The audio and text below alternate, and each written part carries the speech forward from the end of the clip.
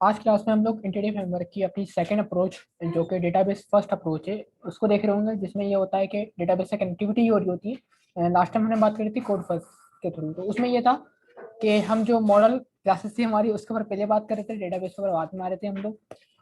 तो मॉडल को देखते हुए हमारा डेटाबेस क्रिएट हो रहा था। आज हमें ये करना है कि डेटाबेस बनाएंगे, और डेटाबेस को देखते हुए हमारी मॉडल क्लासेस जो है वो ऑटोमेटिकली बन रही होंगी। तो इस अप्रोच को हम कह रहे होते हैं डेटाबेस फर्स्ट अप्रोच, मतलब डेटाबेस हम पहले काम करेंगे। तो एसक्यूएल सर्वर हमारे पास अवेलेबल है, इसके अंदर हम अपना कनेक्शन बिल्डअप करते हैं और एक सिंपल सा डेटाबेस क्रिएट करते हैं। सिर्फ आपको यहाँ पे डेटाबेस नहीं चाहिए, यहाँ पे आपको बकायदा उसका टेबल भी चाहिए। जो भी टेबल्स आप बनाने वाले हैं, जो कि अपने एमबीसी के एप्लीकेशन में यूज करने वाले हैं, सारे टेबल्स का स्ट्रक्चर यहाँ पे डिफाइन कर देंगे, और उनको फॉलो करते हुए आपकी मॉडल क्लासेस एमबीसी की ऑटोमेटिकली बन जाएंगे। तो ये काम है आज हमारा। तो डेटाबेस पे चलते हैं, और ऑलरेडी डेटाबेस मेरे पास बना हुआ है। मैं यहाँ पे अगेन एक न्यू डेटाबेस क्रिएट कर लेता हूँ।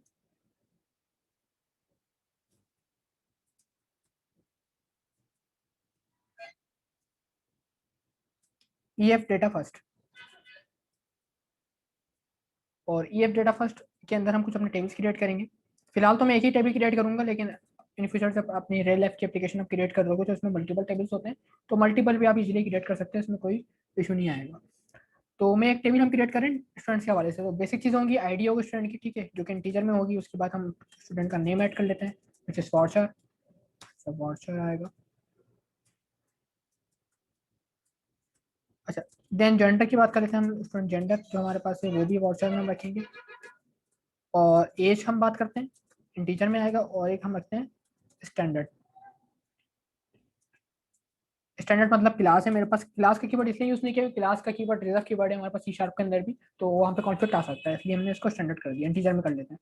बाकी इन सब में अलाउ नल को हमने एनेबल किया, अनचेक करते हैं सबको। और आईडी को प्राइमरी की बनाना मत भूलिएगा। लास्ट टाइम जब मॉडल डेटा फर्स्ट पढ़ा था हम लोगों ने, उसमें भी हमने कीवर्ड के थ्रू अपनी आईडी को प्राइमरी की बनाया था। और साथ साथ आप यहाँ पे ऑटो इंक्रीमेंट भी ऐड कर दें तो ये अच्छी बात हो जाएगी। अब इसको करते हैं हम सेफ, और सिंपल सा नाम देते हैं इसका, स्टूडेंट के नाम से बन गया हमारा टेबल। ठीक है, आप देख भी सकते हैं टेबल हमारे पास क्रिएट हुई है, जो कि एम्प्टी टेबल है, कुछ भी नहीं, बस इतना ही काम था डेटाबेस का हमारा।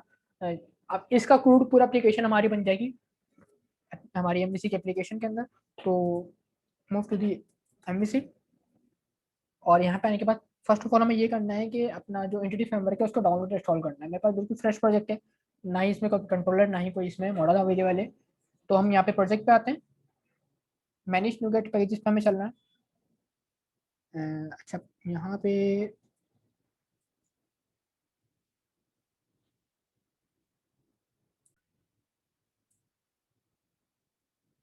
This one. और हर प्रोजेक्ट के साथ आपको एंटिटी को अगेन अगेन डाउनलोड करना पड़ रहा होगा। तो आप सिंपल यहाँ पे एंटिटी लिखोगे, तो हमें जो एंटिटी फ्रेमवर्क यूज करना है वो है नॉर्मल वाला। तो इसमें हम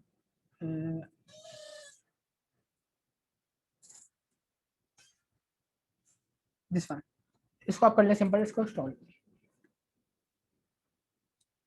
कंफर्मेशन पूछ रहा है, इसको आप एग्री कर लें,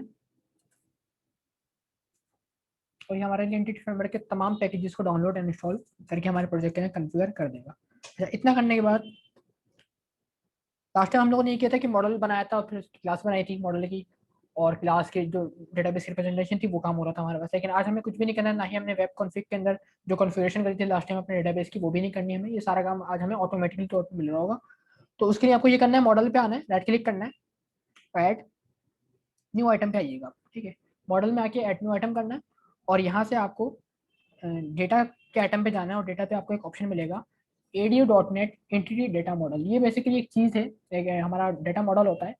बेसिकली इसको कह सकते हो आप ग्राफिकल व्यू है हमारे क्लासेस का।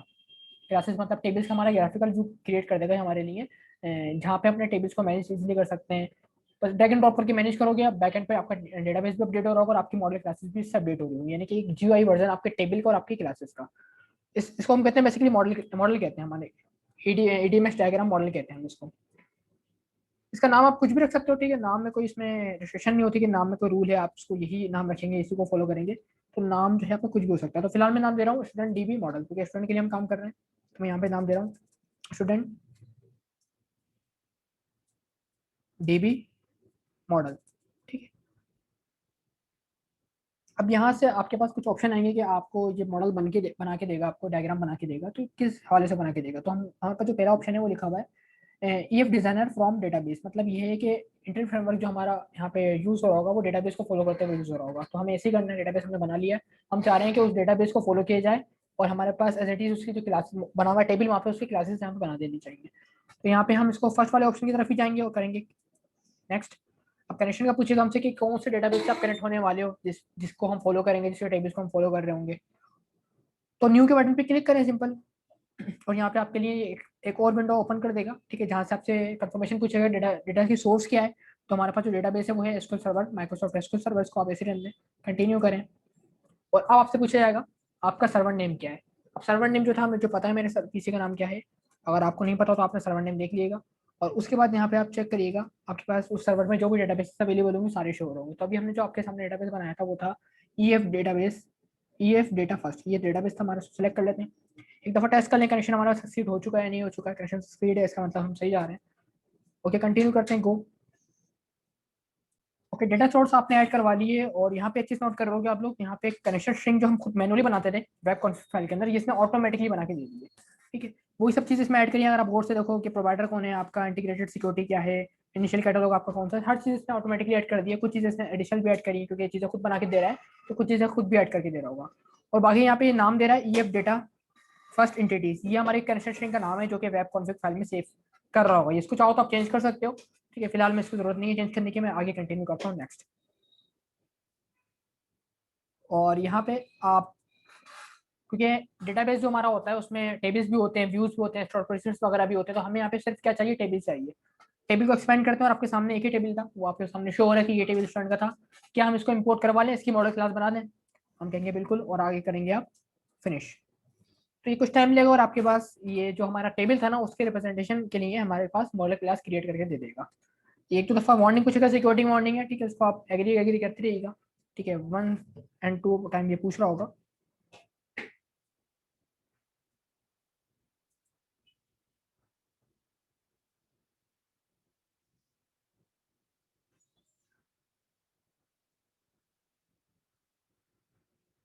ओके, तो आपके सामने ये जो डायग्राम नजर आ रही है, ठीक है, ये आपका वही टेबल था जो कि इसके सर्वर में हमने बनाया था, उसकी रिप्रेजेंटेटिव डायग्राम बना दी।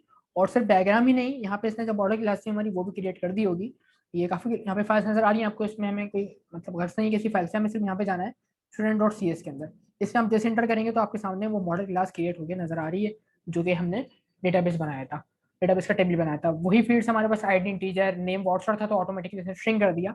यानी कि हमारा जो काम था खुद से मॉडल बनाने वाला वो ऑटोमेटिकली तौर पे कंप्लीट हो गया है थ्रू दी ईडीएमएक्स डायग्राम, ठीक है। तो ये हमारे पास जो डायग्राम आई है इसको हम कहते हैं ईडीएमएक्स डायग्राम, आपके सामने नजर भी आ रहा होगा। ये ग्राफिकली वो है हमारे टेबल का जिसमें हम चीज़ों को ड्रैग एंड ड्रॉप करके भी ऐड कर सकते हैं आने वाली क्लासेस के अंदर, यानी कि मॉडल फर्स्ट में हम इसी को यूज कर रहे होंगे। और यहाँ पे आप फर्दर चीज़ों को विजुअलाइज तरीके से देख भी सकते हो कि कितनी कॉलम्स बाकी हैं, कितनी चीज़ों को आपको यूज करना नहीं करना, सब चीज़ आप यहाँ से कर सकते हैं। अब आगे बढ़ेंगे कंट्रोलर की तरफ, कंट्रोलर क्रिएट करेंगे। और क्लास तो आ गई हमारे पास, डेटाबेस से कनेक्टिविटी भी हो चुकी है, वो भी देखने के लिए आप वेब कॉन्फ़िग पे चलो। और यहाँ पे जो हमने कनेक्शन स्ट्रिंग इसने बनाई होगी ऑटोमेटिकली, देख सकते हैं आप यहाँ पे ऑटोमेटिकली टैग ऐड कर दिए। नेम इसका वही है जो कि मैंने आपको बताया था, आप चेंज कर सकते हो उसका नाम, लेकिन हमने चेंज नहीं किया था। कनेक्शन स्ट्रिंग के अंदर हमारा वही आ गया, डेटा सोर्स क्या है हमारा, सब चीज़ें इसने ऑटोमेटिकली तौर पे ऐड कर दी है। तो यहाँ पे कोड हमारा काफी मतलब हद तक शॉर्ट हो जाता है, सिर्फ हमें एसक्यूएल में टेबल बनाने हैं अपने, जितने भी टेबल्स हमें यूज करना है वो सब बना लेंगे हम, और उनको जो है यहाँ पे इंपोर्ट करवा देंगे। इंपोर्ट करने के बाद सिर्फ हमें मॉडल चाहिए, मॉडल तो हो गया सॉरी, कंट्रोलर चाहिए और उसके व्यूज वगैरह, और आगे एप्लीकेशन को हम फर्दर कंटिन्यू कर रहे होंगे। अच्छा, एक चीज और होती है, कॉन्टेक्स्ट फाइल हमारी जो लास्ट टाइम हमने डिस्कस करी थी, जो कि एक्चुअल में हमारे मॉडल क्लास को डेटाबेस से कनेक्ट कर रही होती है, तो वो क्लास भी इसने ऑटोमेटिकली बना दी होगी, ठीक है। यहाँ पे आपके सामने देखिए कॉन्टेक्स्ट फाइल भी इनेबल है, तो यानी कि आपकी जो डॉट नेट कोडिंग वाला काम था, ठीक है, वो ऑटोमेटिकली कर दिया इसने। कॉन्टेक्स्ट फाइल भी अवेलेबल है इसमें, हमारी क्लास भी अटैच हुई हुई है, हर चीज इसमें प्री डिफाइंड हमें मिल रही है बनी बनाई। स्ट्रेट चलते हैं कंट्रोलर की तरफ, add new controller, MC5 controller, add controller का नाम मैं दे रहा हूँ फिलहाल होम, ठीक है, बाय डिफॉल्ट सेटिंग में होम ही कंट्रोलर होता है।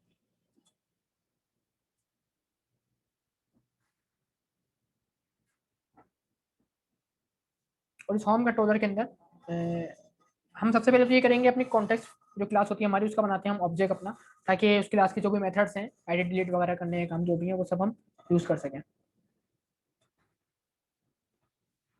कॉन्टेक्स्ट फिलहाल जो मेरे पास नाम था कॉन्टेक्स्ट फाइल का, वो नाम था मेरे पास स्टूडेंट डीबी मॉडल के नाम से मेरे पास फाइल थी। अब यहाँ पे आओ, देखो ये फाइल है मेरी, कॉन्टेक्स्ट फाइल जो ये है, ठीक है। सो कर लें कॉपी आप यहाँ से, इसका नाम ये वही नाम है जो कि हमारी वेब कॉन्फिग में कनेक्शन स्ट्रिंग में लिखा हुआ है, TP equal to new context class से ऐड कर दिया हमने। इसका रेफरेंस ऐड करना पड़ेगा आपको, ये मॉडल में अवेलेबल है, तो आप यहाँ पे मॉडल का रेफरेंस ऐड करोगे। देखो डॉट मॉडल करके आपने रेफरेंस ऐड करवा दिया, ये हो गया मॉडल डेटा आपके पास, ठीक है। अब इस डीबी के थ्रू हम सारे अपनी मैनिपुलेशन कर रहे होंगे, डेटाबेस के डेटा को ऐड करना है, रिसीव करना है, जो भी हमें काम करना है वो सब यहाँ पे कर रहे होंगे। तो वही बेसिक से लॉजिक हमारी बार data equal to DB dot, जो हमारे पास टेबल था उसका नाम था स्टूडेंट्स, ठीक है, डॉट टू लिस्ट में इसको कन्वर्ट करो पूरे डेटा को, यानी कि स्टूडेंट के टेबल में जो भी रिकॉर्ड है सबको लिस्ट में कन्वर्ट करो, स्टोर कर दो डेटा के वेरिएबल के पास, और व्यू के साथ इस वेरिएबल को हम कर देंगे पास। तो मतलब ये कि अब जब भी ये व्यू बनेगा, ये बनेगा आपका स्ट्रॉन्ग व्यू टैब व्यू, क्योंकि ये अपने साथ डेटा लेके आ रहा है। Add view, amazing 5 view, add, और यहाँ से जो टेम्पलेट है वो लाजमी दे दीजिएगा, ठीक है, क्योंकि हमें व्यू पे लिस्टिंग करवानी है अपने डेटा की, तो हम यहाँ से लिस्ट टेम्पलेट यूज कर लेंगे। और मॉडल क्लास हमारे पास जो है वो है स्टूडेंट की, ठीक है, और कॉन्टैक्ट क्लास हमारे पास जो है वो एक ही है, दिस वन। इसको हम सेलेक्ट कर लेंगे, बाकी चीज़ें एवरीथिंग डिफॉल्ट छोड़ दें इसको आप, और कर दें इनेबल। तो ये आपके लिए व्यू क्रिएट कर देगा, जहाँ पे ऑटोमेटिकली जो हमारा डेटाबेस का टेबल है उसकी रिप्रेजेंटेशन के अंदर जो क्लासेस होंगी हमारी, जो फील्ड्स होंगी आ होंगी। अभी जो एरर आया वो इसलिए आया क्योंकि जब भी नोट करें बात, अपनी मॉडल में आप मॉडिफिकेशन करते हो, ठीक है, जो आपकी डायग्राम है ना ये, इस डायग्राम में आप जब भी मॉडिफिकेशन करेंगे, इसको ऐड करेंगे, डिलीट करेंगे, अपडेट करेंगे, कुछ भी इसमें काम करोगे, तो आपको प्रोजेक्ट को रीबिल्ड कराना लाजमी होता है। तो बिल्ड पे आए और रीबिल्ड कर दें, ठीक है, तो ये एरर खत्म हो जाएगा, ठीक है। एक दफ़ा आपको बिल्ड कराने की जरूरत होती है, ये बिल्ड हो जाए फिर आगे कंटिन्यू करते हैं। ओके, बिल्ड सक्सीड हो गया, अब आगे बढ़ते हैं, कंट्रोलर पे चलते हैं।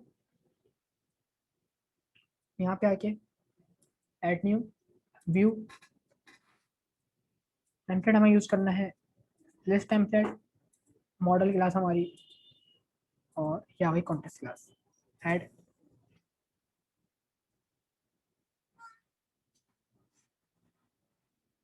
ओके जी, तो ये व्यू व्यू क्रिएट कर दिया, और उसने बाय डिफॉल्ट जो फील्ड्स थे हमारे पास, उन फील्ड्स के लिए इसने वो बना दिया हमारे लिए टेबल्स वगैरह, जहाँ पे हमारा डेटा एक्चुअल में डिस्प्ले हो रहा होगा, और हर फील्ड के आगे एडिट डिलीट डिटेल्स के बटन्स भी क्रिएट कर दिए हैं, टेबल्स के फॉर्म में इसने काम किया है।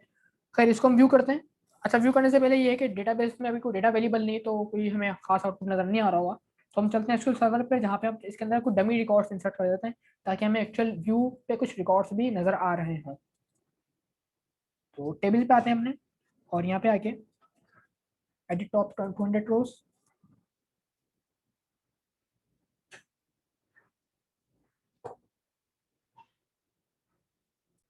आईडी, क्योंकि ऑटोमेटिकली आईडी को आप लीव करके डायरेक्ट आगे बढ़ सकते हो नेम की तरफ।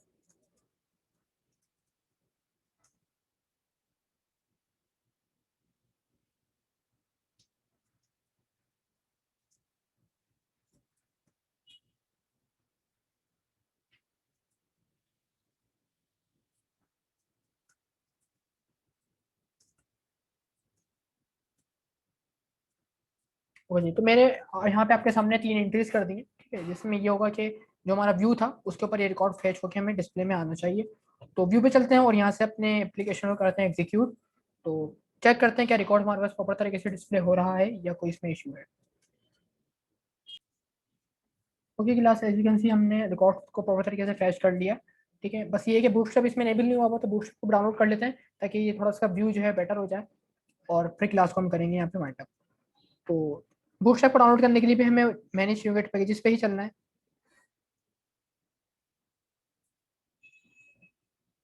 और यहाँ से आके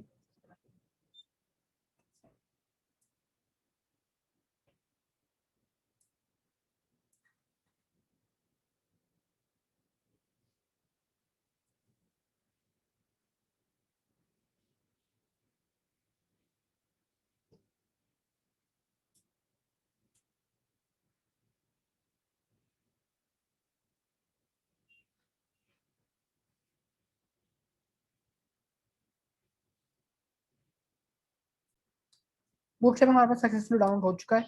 अगेन प्रोजेक्ट को करते हैं एग्जीक्यूट, और देखते हैं हमारे पास बूटस्ट्रैप इनेबल हो चुका है या नहीं हुआ है।